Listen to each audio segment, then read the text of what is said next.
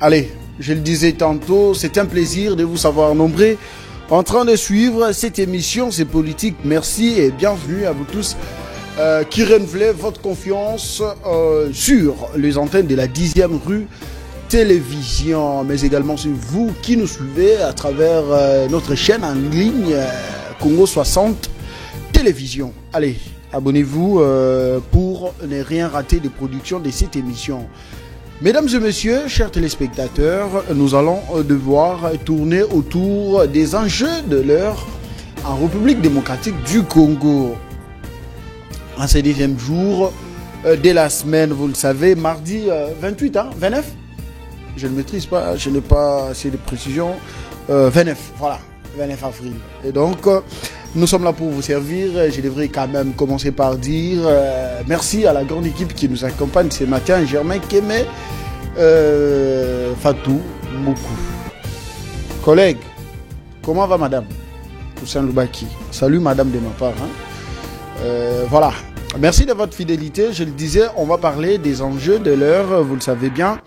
Nous allons comme ça démarrer avec la grande actualité. Hier, à Kinshasa, il y a eu grincement des dents et pleurnichage, permettez-moi de le dire ainsi.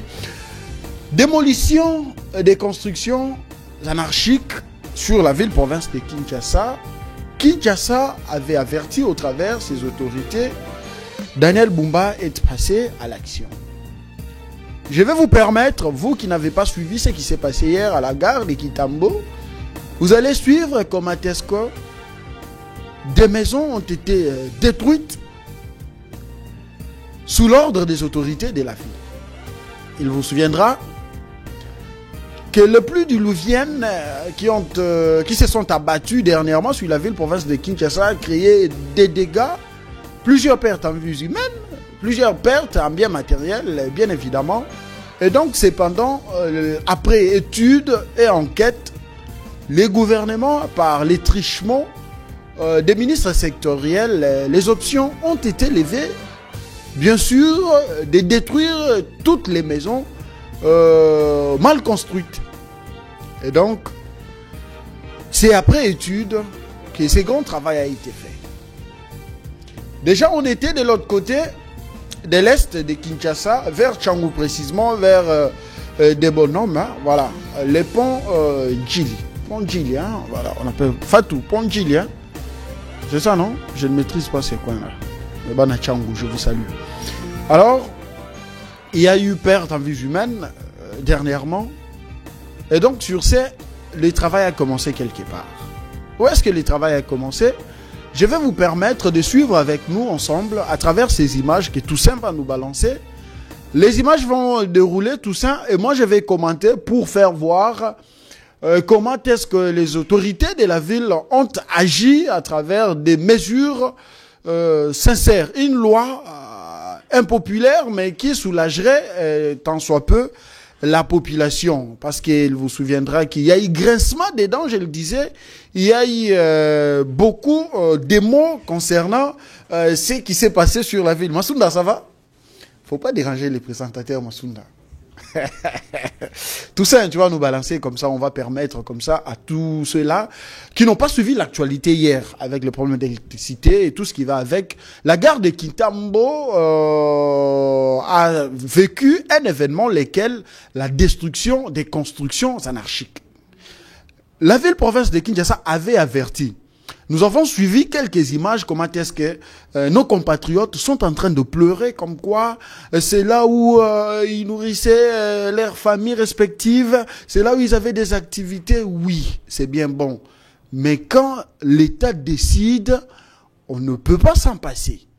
Quand l'État trouve que cette mesure prise va soulager tant soit peu, et donc nous ne pouvons que passer à l'acte. Tout ça, ça va, non? J'ai envie de cette image-là. Comme ça, je vais permettre à tous ceux-là qui nous suivent de voir exactement qu'est-ce qui s'est passé hier à la gare de Kitambo.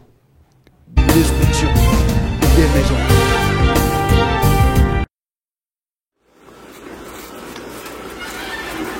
Dans le cadre de l'opération de lutte contre les parkings sauvages et l'usage des emprises publiques comme arrêt pour taxis et taxibus, le gouvernement provincial a procédé à la démolition des constructions anarchiques à la gare de Kitambo.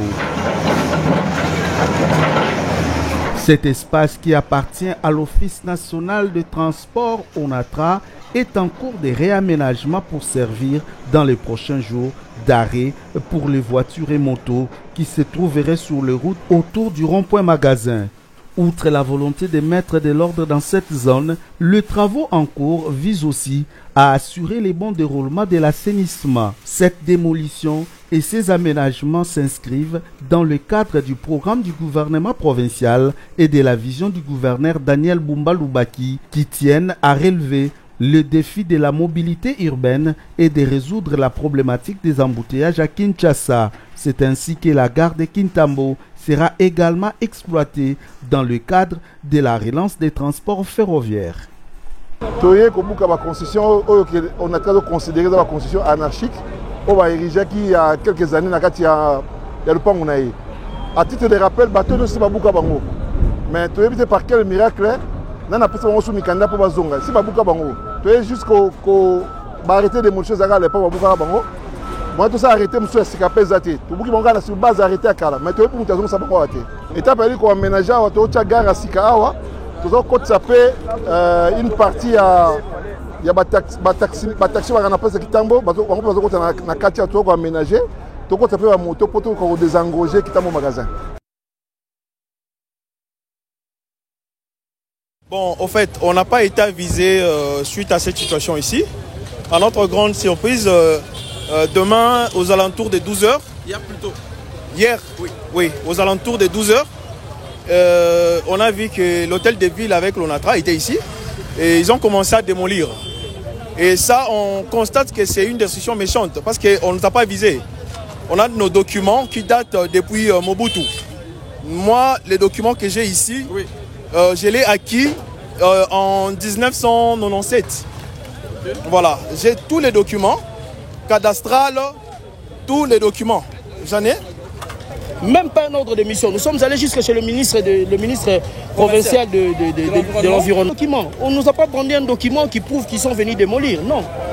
Non. Un mot au président de la République qui est en train de vous suivre, mais aussi d'autres institutions. Non, en tout cas, nous savons que nous sommes dans un pays où il y a un état de droit. On doit nous remettre dans nos droits.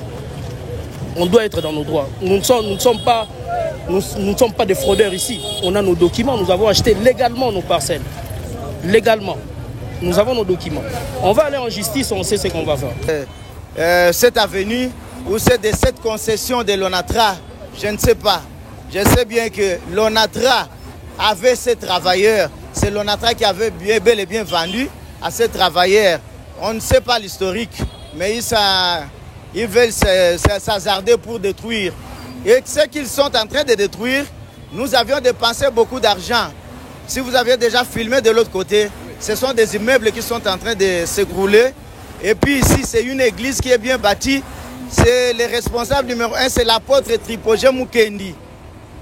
Notre président, son excellent Félix Tshisekedi, connaît aussi l'apôtre Tripogé Mukendi.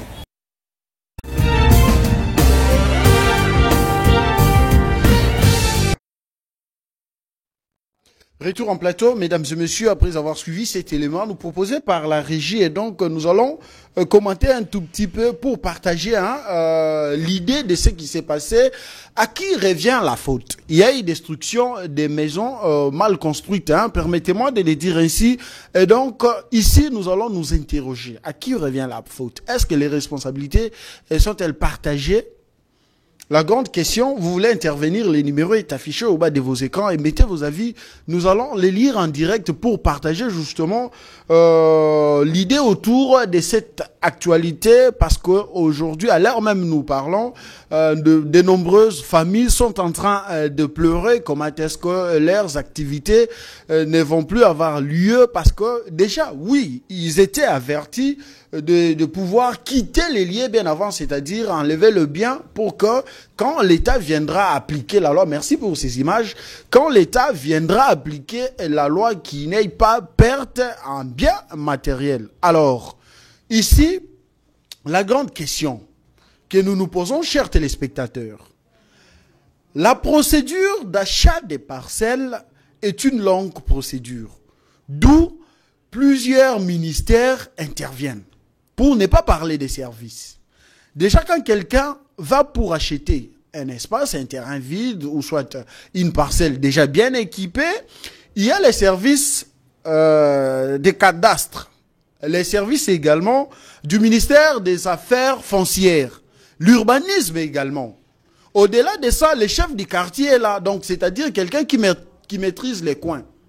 Est-ce que tous ces gens dont nous venons de citer tout à l'heure ne détiennent pas les informations concrètes comme quoi, non monsieur, vous êtes venu acheter, voyez-vous, cet espace, c'est un espace qui est en conflit par exemple. Cet espace, c'est un espace public par exemple.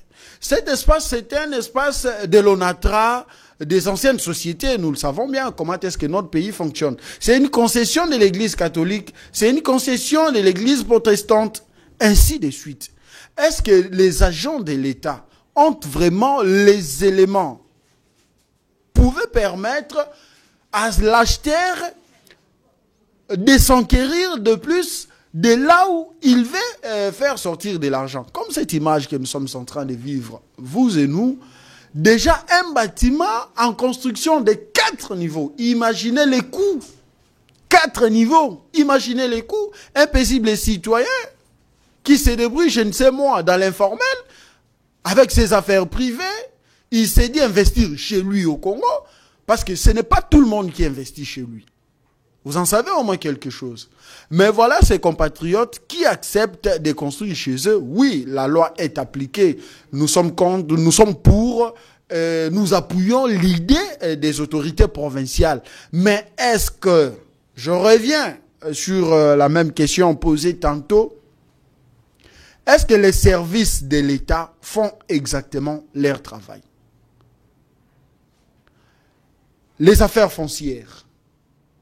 Quand les gens veulent passer à la limitation d'achat, 20 sur 20, 15 sur 20, 12 sur 7, quelque chose comme ça, les agents doivent être là. Et voilà, vous nous faites sortir la cartographie de Kinshasa. Est-ce que cette cartographie de ces coins est appliquée au moment où les gens achètent et les gens construisent?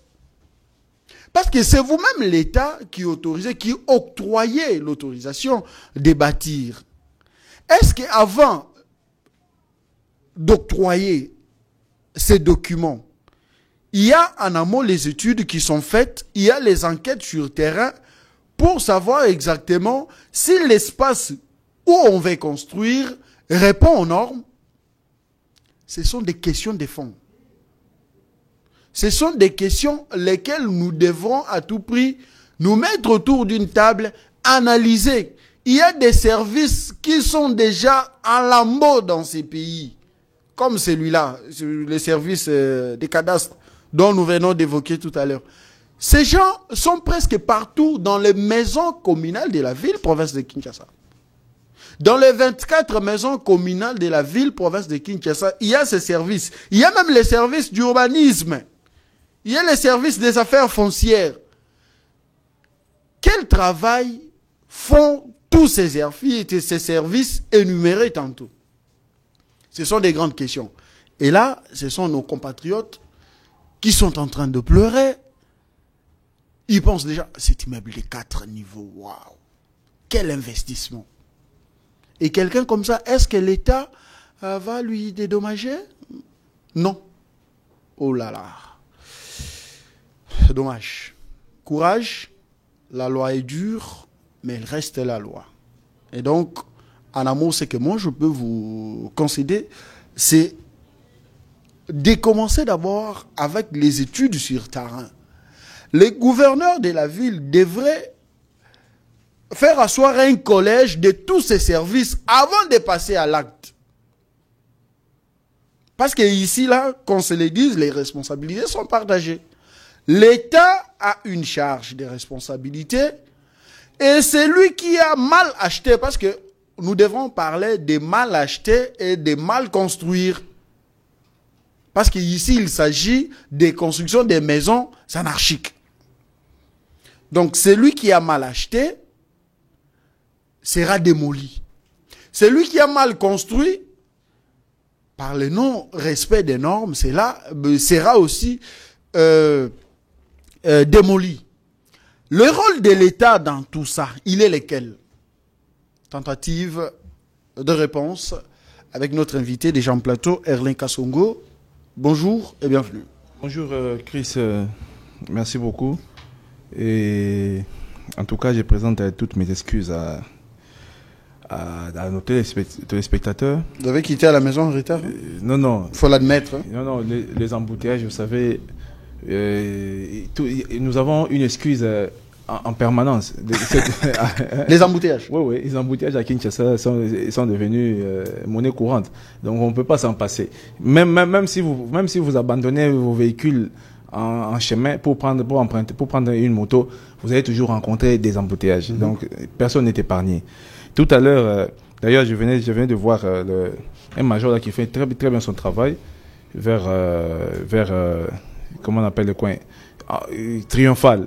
Sorti à ce salon, il y a le robot là. Vous voyez un major là qui fait bien, je l'observe souvent, il fait très bien son travail. Je l'ai vu et il a essayé de décanter la situation et nous sommes passés. Bien qu'avant cela, j'ai assisté encore à la barbarie policière, à la place Victoire.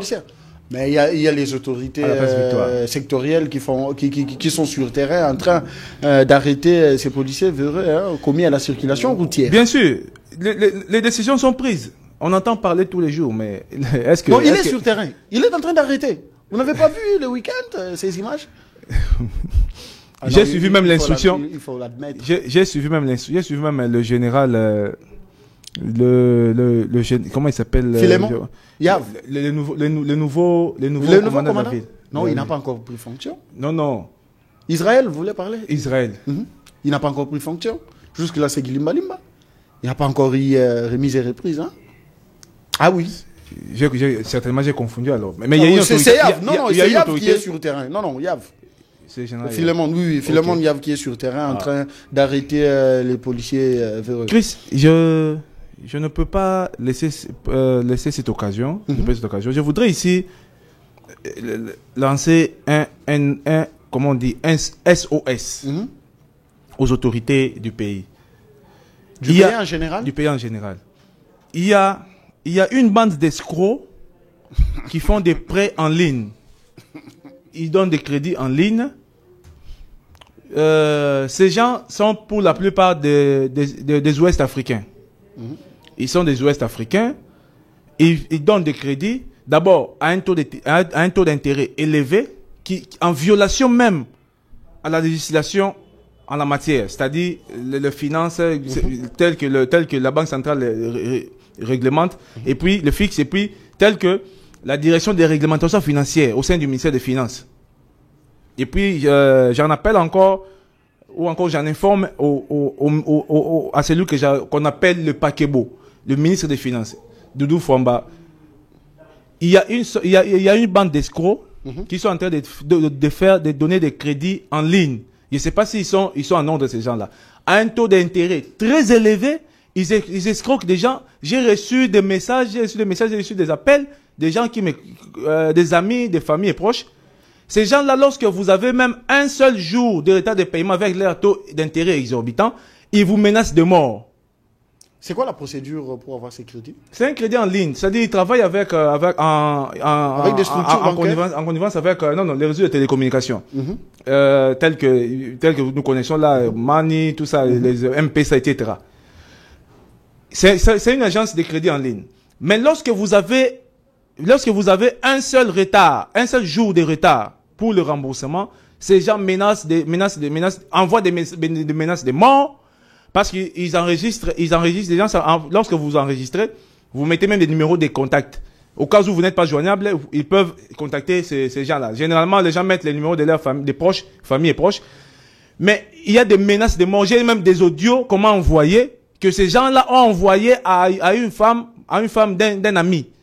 Les menaçant de les tuer, d'éliminer tous ces enfants. Ils le font. Ils ont une adresse physique? Non, mais comme ils œuvrent ici, certainement les autorités savent où les localiser, où ils se situent. Moi, je lance simplement un appel pathétique aux autorités. Prenez soin de protéger et de sécuriser les Congolais. Ces gens-là sont un danger pour le peuple congolais. Nous en avons marre de perdre nos compatriotes dans tous les sens. À l'est du pays, dans l'est du pays, il y a des massacres. Ici à Kinshasa, il y a des braquages où on tue des gens. Vous avez suivi tout à je crois hier ou avant-hier. À Lemba, il y a eu braquage. À Bumbu, il y a eu braquage.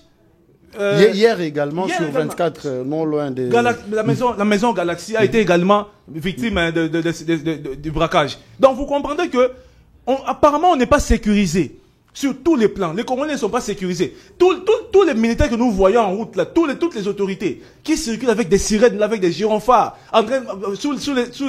sous un soleil accablant, avec des embouteillages monstrueux. Ils sont en train de distraire la population. Vous venez pour embêter la chaleur.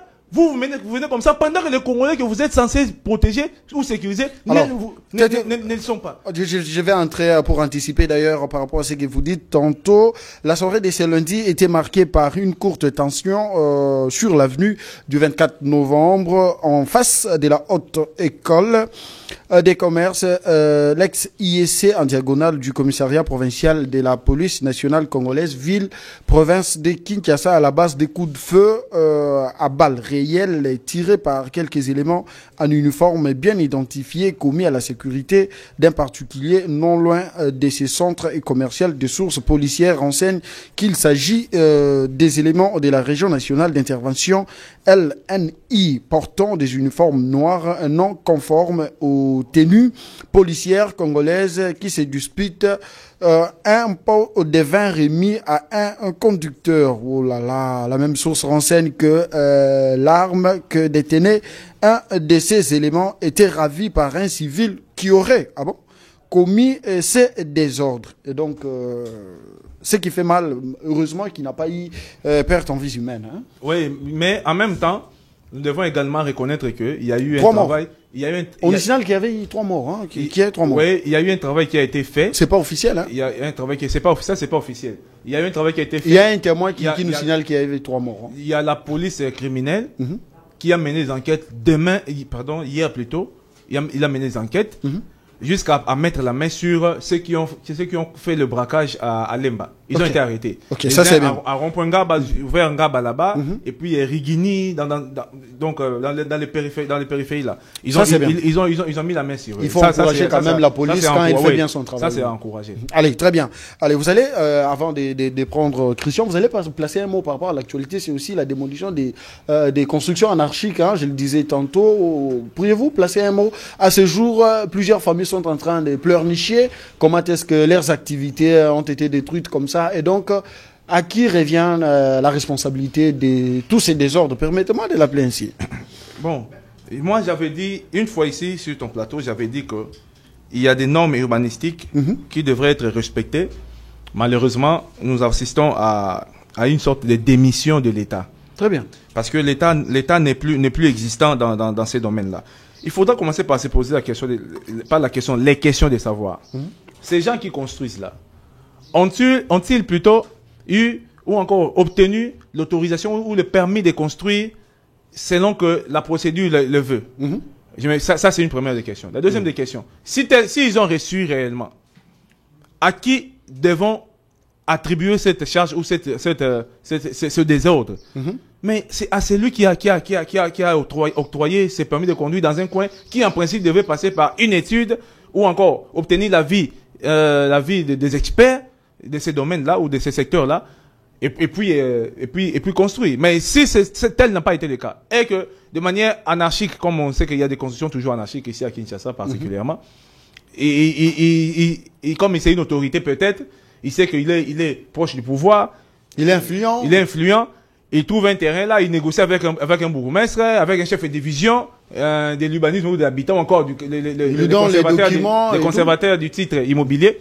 Il négocie avec eux, on lui donne ces terrains-là avec son influence et il construit en désordre. Merci. Ça, c'est aussi sa responsabilité doit impérativement lui revenir, pas à l'État. L'État ou aux autorités, la responsabilité revient si et seulement si les autorités, elles avaient donné ou octroyer le permis de construire pour ces sites-là. Très bien, merci. Allez, Christian Mbouyi, il vient d'entrer dans nos murs. Je vais devoir l'accueillir. Bonjour et bienvenue. Bonjour, monsieur Christian.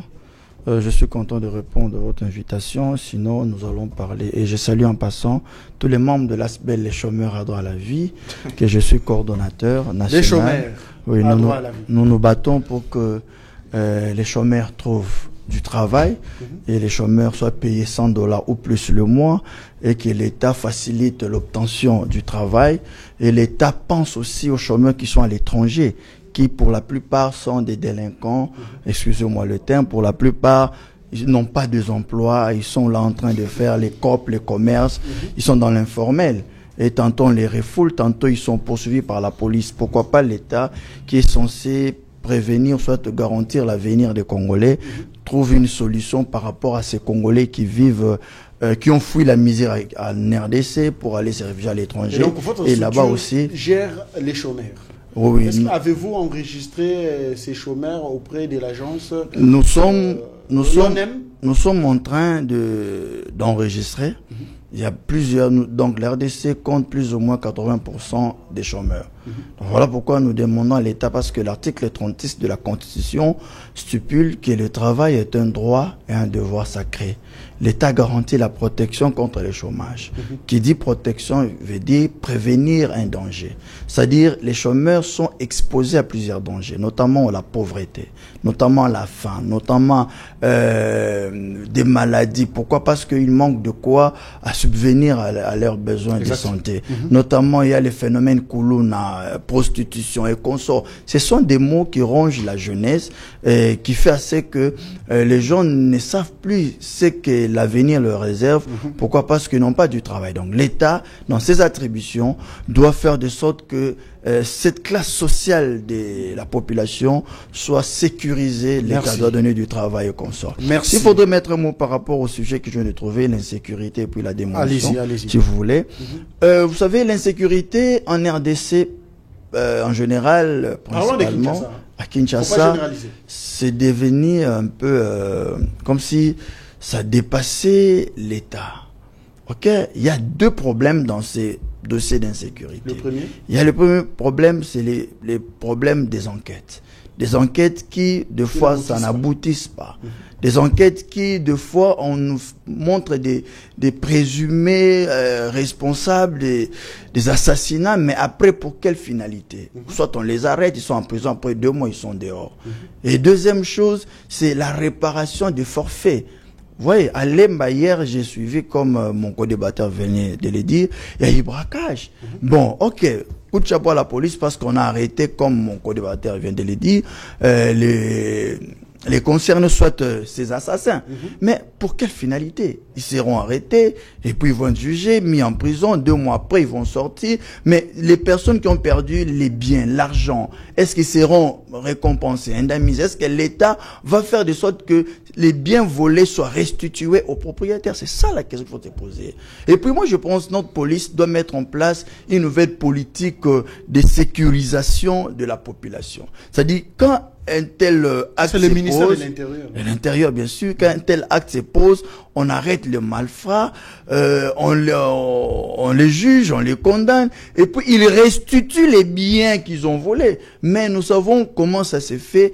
La police peut récupérer ces biens, mais quant à les remettre aux propriétaires, ça devient un problème. Vous voyez le cas de Kuluna Kinshasa. Il y a une voisine de mon quartier, Angaba, là où j'habitais avant. Ils habitaient, papa et maman, ils étaient 2 des vieilles personnes. Alors, ils ont été visités par le Kuluna. Les Kuluna ont emporté $800. À peine pas, ils appellent la police. La police vient avec la Jeep déjà en retard. Les malfrats sont partis avec l'argent. Et ils viennent là, ils constatent. À la fin, ils disent, bon, le Kalabi sont bons, il y a carburant. Est-ce que vous imaginez ça? Vraiment. Donc, quelqu'un qu'on a piqué tout l'argent qu'il avait, et vous lui demandez l'argent de carburant, et puis après, non, il faut le goya na bureau, comme ça, paye sambon, auto, ça, la banquette, Hollanda. Ça, c'est quoi ça? Hein? La mission régalienne de la police, c'est de sécuriser la population et l'air bien. Si déjà le Kuluna entre, vole et tue, c'est que la police a failli à sa mission. de sécuriser. Ok, si vous avez failli, au moins protégez les biens. Si ces biens ont été volés, mais poursuivez ces voleurs, récupérez ces biens, restituez-les. Il ne faut pas vous limiter qu'au niveau des condamnés, la police. Est-ce que la police congolaise a-t-elle le moyen de sa politique? Non, vous n'allez pas me dire que la police n'a pas totalement les moyens. Le peu qu'il a là, le peu, la police a des jeeps, la police a des moyens de communication. Vous allez voir, il y a des assassinats ou sortes de braquages qui se font derrière les dos des commissariats. Le vrai de fonctionnement de cette police, hein, nous suivons tous à la télé, il y a des moments, on dote à la police de matériel d'intervention, les véhicules, les consorts. Mais qu'est-ce qu'ils en font? Allez, très bien. Placez un mot par rapport à la destruction. Par rapport à la démolition. Oui, c'est bien bon de remettre l'État dans ses droits, c'est bien bon de garantir, de prévenir les inondations, parce que je crois ces démolitions, c'est une mesure qui est venue après les inondations qu'on sort. Ok, c'est pas mauvais, mais pour quelle finalité? Vous démolissez, ok, c'est bien, pour garantir les lits des rivières qu'on sort. Vous démolissez pour sécuriser la population qui habite les longs. Ok, c'est bien. Mais qu'est-ce que vous préconisez pour cette population que vous allez démolir leurs maisons, les activités? De un, il faudrait au préalable, au début, c'est ça que je disais quand Jean-Tini Ngobila casser les maisons des gens, les boutiques, tous ces consorts. L'initiative, l'idée était bonne, mais une idée qui n'est pas encadrée. C'est une idée qui devait commencer au préalable par une étude. Étudier, ok, nous allons casser les maisons, ils vont être sans abri. Nous allons les loger où? Deuxièmement, ok, nous allons casser leurs activités, les boutiques, les commerces. Ok, quel sort est réservé à ces gens-là? Ok, on casse, on les loge telle place. De deux, ceux qui ont perdu leurs activités, ils sont combien? Vous avez perdu les activités de combien? Vous leur donnez. Question de prévenir. Le pas de Ngobila, il passe également à l'acte la même population. Moi, je crois, nos gouverneurs de la ville de Kinshasa, principalement, prennent des décisions épidermiques, des décisions non, pas ça, dans les émotions, les décisions pour plaire, je sais pas moi à qui. Or, il n'y a pas, dans toutes ces institutions-là, il y a des bureaux d'études. Il faudrait soumettre le dossier dans les bureaux d'études pour que ces dossiers soient approfondis, bien notifiés. Il faut reconnaître aussi les prouesses de Kimbuta. En tout cas, je ne pouvais pas imaginer un jour que je pouvais regretter Kimbuta. Oh, je vous dis vous regrettez Kimbuta? Moi, je regrette Kimbuta. Après avoir passé 13 ans à la tête de ville, moi, je les regrette. Avec ce qu'on vit, avec ceux qui l'ont succédé, je regrette Kimbuta. Non, ne dites pas ça. Et bon, il est responsable de ce qu'il dit, mais moi je le regrette pas.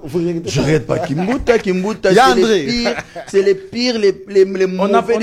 On n'a pas connu une sorte d'insécurité, l'insécurité aussi en outrance, tel qu'on vit ces derniers temps. Non, l'insécurité dans la ville de Kinshasa, c'est un problème de la police. Moi, je crois qu'il faudrait diagnostiquer ces problèmes avec sérieux. Pourquoi? Parce que souvent, généralement, peut-être vous ne tirez pas attention. Généralement, s'il y a changement à la tête des commandements des provinces, soit au sein de la police, qu'il y a des choses comme ça qui se passent. Ok, on vient de nommer notre commissaire de la ville de Kinshasa. Blaise Kilimalima va partir. Mais moi, je me dis, pourquoi c'est souvent pendant des périodes comme ça? Alors, il faudrait faire des enquêtes sérieuses et puis donc tirer les responsabilités à chaque fois. Je me pose la question de savoir pourquoi Israël, ça tarde. Israël, lui, il va entrer en fonction quand? Le nouveau patron, le nouveau commandant de la ville, quand est-ce qu'il va entrer en fonction? Ça tarde. Christian, j'informe à Christian que au Conseil des ministres, c'est lui qui amène, qui fait les rapports de la ville de Kinshasa, c'est le gouverneur. Ce n'est pas les commandants de la ville, c'est le gouverneur. Donc, c'est-à-dire, il a la responsabilité de sécuriser. Au Conseil des ministres? Oui, au Conseil des gouverneurs. Lorsqu'il prend pas, lorsqu'il y a une sécurité. Il y a une urgence. Il y a une sécurité. On l'invite aussi, Pour vous parlez d'invitation, mais souvent c'est le patron de l'intérieur, non? Non, j'ai dit ceci. On l'invite aussi pour avoir des informations sur Kinshasa. Allez, très bien, on va prendre l'actualité. Christian, vous gardez la parole. Donc, l'actualité reste dominée par un accord de principe trouvé entre Kigali et Kinshasa à Washington le week-end dernier. Vous avez suivi, pas plus longtemps, hier, la vidéo de Donald Trump qui se déclare mettre fin comme ça aux hostilités qui se passent dans la partie orientale de la République démocratique du Congo. Des avancées significatives à l'ère actuelle. Alors, d'aucuns critiquent Tshisekedi d'hypothéquer les pays. Est-ce vous inscrivez dans cette logique? D'abord, je salue les efforts que le chef de l'État est en train de mener. Il est garant des institutions, il est le père de la nation. Je salue son courage, je salue sa vision lointaine, je salue son dynamisme et sa compétence au niveau élevé. Alors, il a trouvé solution à ce que plusieurs ont échoué, ce que ses prédécesseurs n'ont pas pu. La solution, c'est que il a mis fin à la guerre de l'Est. Il a responsabilisé les combats de Félix Tshisekedi. C'était quoi? L'objectif, c'était de mettre fin à la guerre, une bonne fois pour toutes, que les tueries cessent à l'Est de la République. Alors, il a indexé le responsable principal, c'était le Rwanda, Kagame. Alors, ce que lui voulait, pendant tout ce temps, les gens disaient, pourquoi lui, il veut pas négocier avec les M23, il veut que les gens meurent. Lui dit, les M23, les Nang et Konso sont des patins. Ce sont des instruments que Kagame utilise. Alors, lui, il voulait dialoguer, soit parler directement avec Kagame pour lui demander ce que tu veux à mon pays, c'est quoi, je te les donne et tu laisses calmement mon pays. Kagame a échappé, pourquoi? Parce qu'il savait, si se mettait sur une même table, alors la guerre finirait. Alors Kagame a échappé de rencontrer Tshisekedi à Luanda, mais c'est ce qui s'est fait maintenant aux États-Unis. Alors il y a eu la signature le principe d'accord. Principe d'accord, protocole d'accord, pour dire que à partir d'aujourd'hui, s'il il faudrait cohabiter ensemble. Nous devons cohabiter par rapport au respect des frontières de l'autre.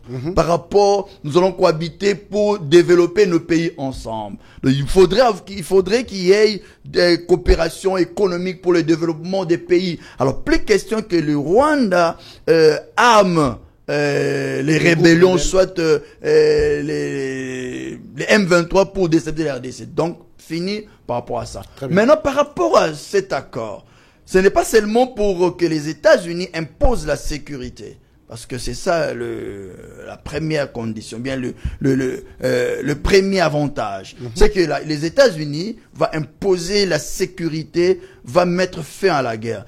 Le deuxième avantage de ça, c'est l'exploitation minière. Nous allons exploiter nos minéraux, gagnant-gagnant. Les États-Unis auront sa part et la RDC aussi aura sa part. Maintenant, dans la part de la RDC, moi, j'aimerais dire, parce que je suis défenseur des chômeurs, j'aimerais aussi que les chômeurs se retrouvent. Monsieur Christian, vous savez, dans notre aspect, le chômeur a droit à la vie, nous disons que la Constitution dit dans son article 38 que tout Congolais a droit de bénéficier des minéraux, des ressources minières de son pays. Mais posons-nous la question, telle que nous sommes là. Est-ce que c'est tout le monde qui bouffe, soit qui bénéficie des coltans, des minéraux en général de notre pays? Non.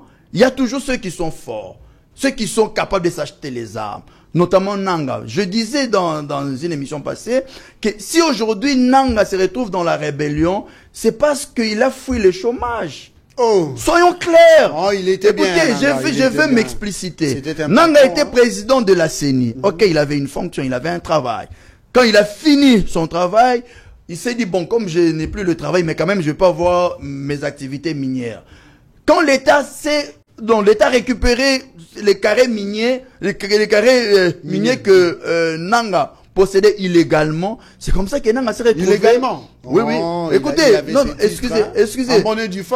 Nanga s'est retrouvé chômeur, sans activité, sans rien. Il s'est dit, je risque de mourir comme tous les chômeurs meurent en RDC. Je veux m'acheter les armes pour faire la guerre. Voilà pourquoi je dis, s'il faudrait que les gouvernements continuent à attendre, continuent à patienter pour que les chômeurs congolais consomment aussi nos minéraux. Soit le gouvernement nous pousse indirectement à aller toucher les armes pour s'accaparer des carrés miniers. D'où alors, faudrait que les gouvernements, par rapport à ces accords avec les États-Unis, par rapport à l'exploitation des minéraux, faudrait qu'on impose aux entreprises minières qui doivent verser quelque chose du genre 5% de leur recette mensuelle. Cet argent-là va permettre à ce qu'on paye aux chômeurs $100 le mois. À part ça, On doit retrancher dans les revenus de tout fonctionnaire, à partir du chef de l'État jusqu'au dernier fonctionnaire, quelque chose genre de 10% de leurs revenus. L'argent qu'on va payer les chômeurs. À part ça, on doit pour imposer aussi aux entreprises, genre les entreprises de télécommunication, question de soutirer quelque chose genre une taxe de 5% de leurs revenus. Cet argent-là va permettre à ce qu'on paye les chômeurs congolais $100 ou plus le mois. S'il y a la volonté. Identifier ces chômeurs congolais. C'est facile pour les identifier. Si le gouvernement n'a pas l'effectif, c'est à l'ONEM de donner au gouvernement l'effectif. Merci beaucoup. Donc voilà pourquoi je demande au gouvernement, surtout au chef de l'État, de se saisir de ces problèmes des chômeurs, et je rends hommage au chef de l'État pour avoir pensé aux travailleurs, les fonctionnaires. Mais il doit aussi penser aux chômeurs. Merci congolais. beaucoup, Merci. Christian Mbouy, défenseur des chômeurs congolais.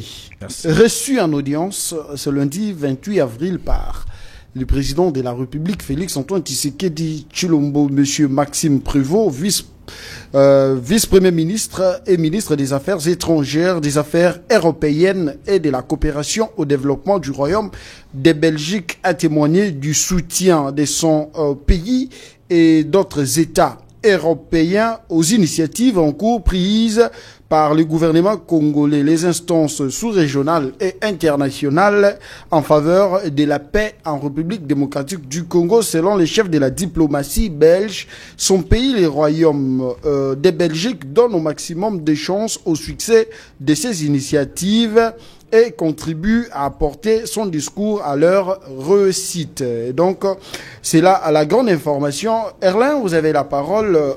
Restons dans le principe parce que c'est l'actualité. Alors, il stipule quelque part dans ces principes d'accord que chacun doit respecter la souveraineté et l'intégrité territoriale de l'autre.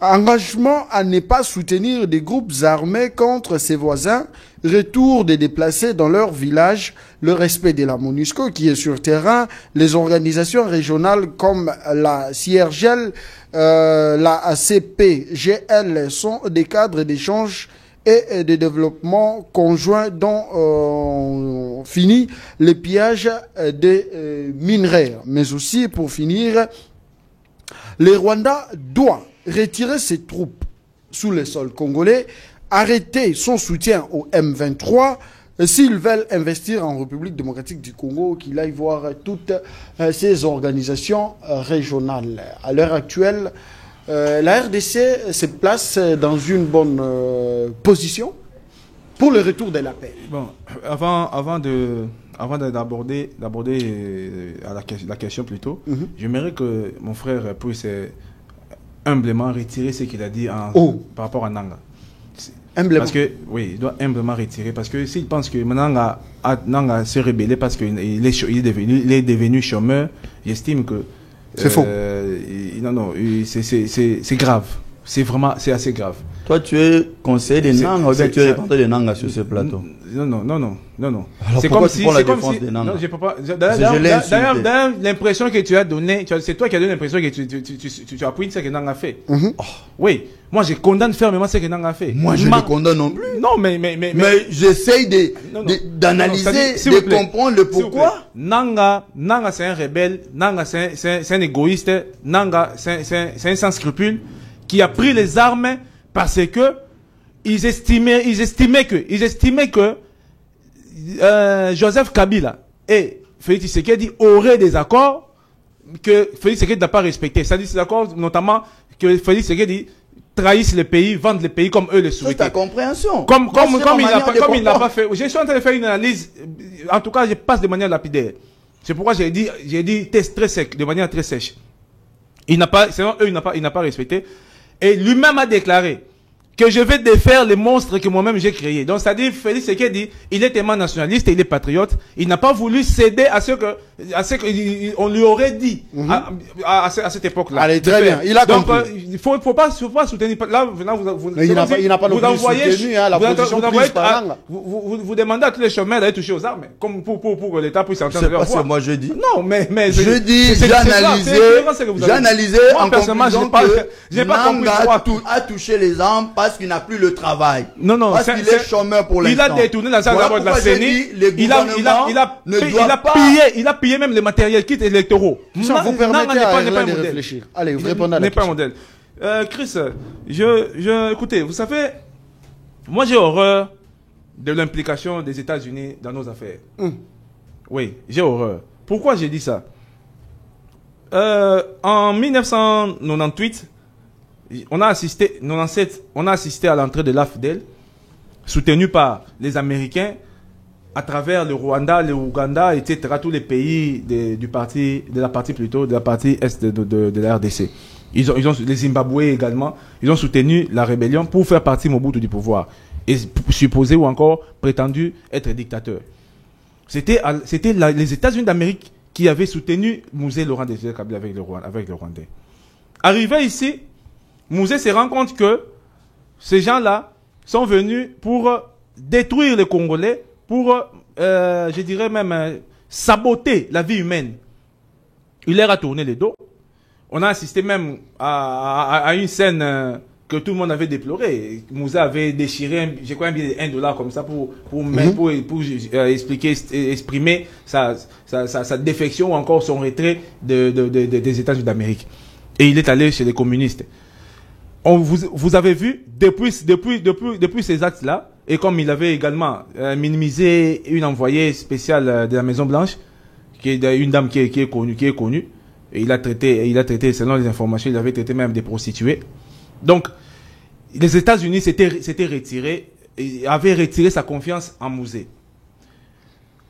Plus tard, Mouzé n'a pas fait même 5 ans au pouvoir, on l'abat. Il est assassiné, et il y a son prétendu fils qui prend le pouvoir, qui prend la relève. Or, tous on sait qu'un chef d'État en fonction assassiné, c'est lui qui le remplace, ne peut jamais être innocent de ce qu'a subi son prédécesseur. Impossible. Il n'y a même pas à discuter. Donc, il y a eu des ramifications, il y a eu des conspirations pour que Mouzé parte, afin que celui-là puisse venir. C'est lui qui est venu là, il avait maintenant la confiance du Rwanda. Il avait la confiance du Rwanda parce que c'est un fils adoptif de Kagame.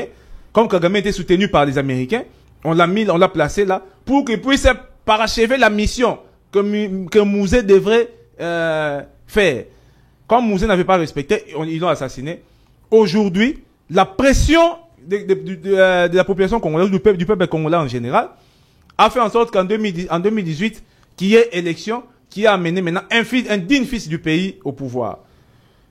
Fatih, lui-même, Joseph Kabila, avant de partir, vous savez, il s'est également désolidarisé des Occidentaux, ou encore de l'OTAN.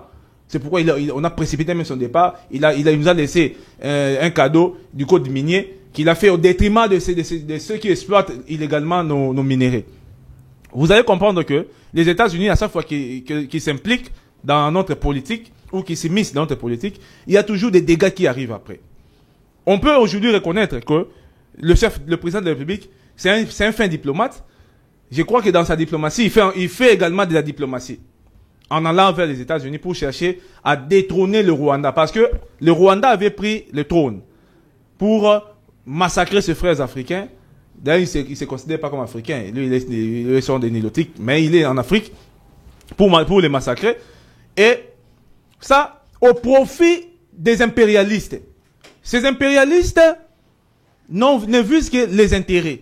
Eux ne sont pas là pour voir l'Afrique se développer. Ils sont là pour leurs intérêts, pour subvenir à leurs besoins, pour garantir leur avenir. Mais Félix Tshisekedi, président de la République, il se rend là-bas, pendant qu'ils sont dans les pourparlers, à Doha, il y a eu des accords. À Washington, il y a eu des accords. Mais au moment où nous parlons, il y a Kaleye et je crois Kaleye le professeur Kaleye au Nord Kivu. Ok. Il y a Calais, je vois encore l'autre ville, je ne sais pas si c'est... Oui, Calais et Kabare. Les M23, les M23 avec le militaire rwandais ont renforcé la position. Au moment où nous sommes en train de parler. Ils ont renforcé la position. Ils ont saboté, ils ont saboté tout ce qui a été signé ou tout ce qui a été décidé par Washington et d'abord aux Émirats, je crois, au Qatar. Et puis de Washington. Et puis Washington. Posons-nous la question. Le massacre continue. Il y a des décisions. Tous on a vu la vidéo du président américain qui, lors d'un passage à un journaliste pour qu'il posait la question de savoir, vous avez dit qu'il y aura un ménage du nouveau en Afrique, surtout entre la RDC et le Rwanda. Il a dit que c'est une nouvelle page que nous avons créée, que nous sommes en train d'ouvrir pour avoir une paix définitive dans cette partie de l'Est de la RDC. Et puis un accord de paix a été signé entre le Rwanda et la République démocratique. Qui sera conclu les 2 mai prochains. Qui sera conclu. Oui, mais oui, c'est un processus. Déjà, on devait en principe voir constater le retrait des M23 dans les zones occupées. Donc, c'est-à-dire les retombées de ces principes d'accord. C'est que les militaires rwandais il faut pas attendre qu'il y ait signature pour qu'on arrête les massacres. Comme il y a déjà un processus, il y a déjà un début.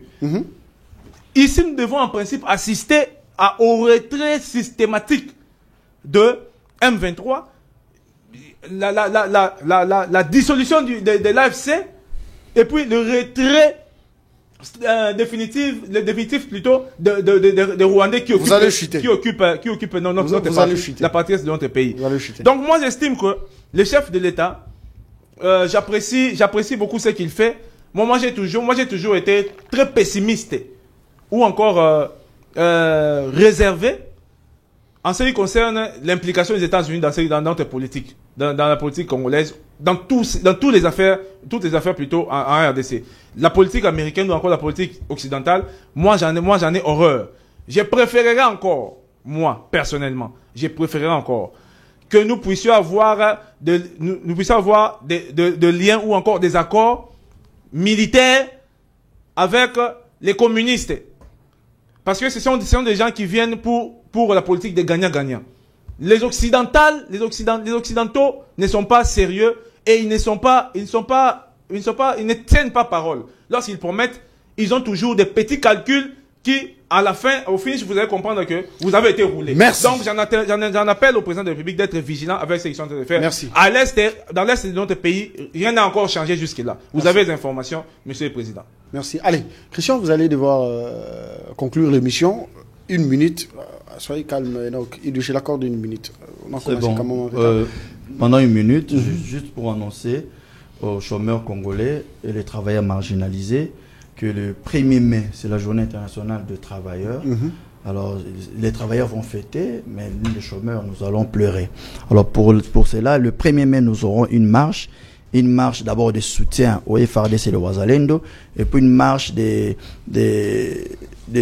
dont nous voulons interpeller le gouvernement à assumer ses responsabilités.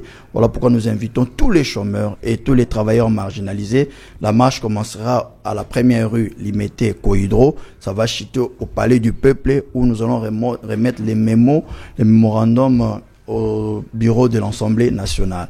Donc j'invite tout le monde à venir. À partir de 8 heures juste, nous commençons la marche Inde jusqu'au Palais du Peuple. Merci Venez beaucoup. Partout. Alors nous allons faire cette marche et le gouvernement va se saisir.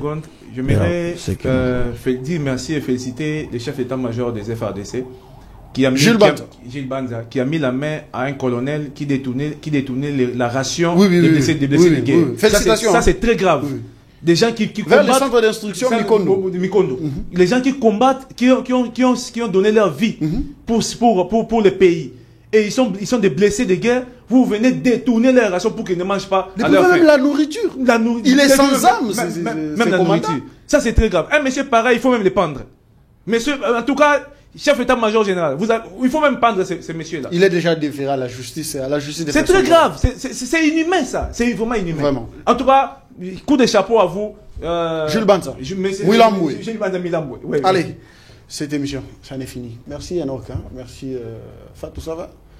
Allez, Cherwin, ça va? Allez, merci d'avoir servi à la population congolaise. David Mukendi, ça va?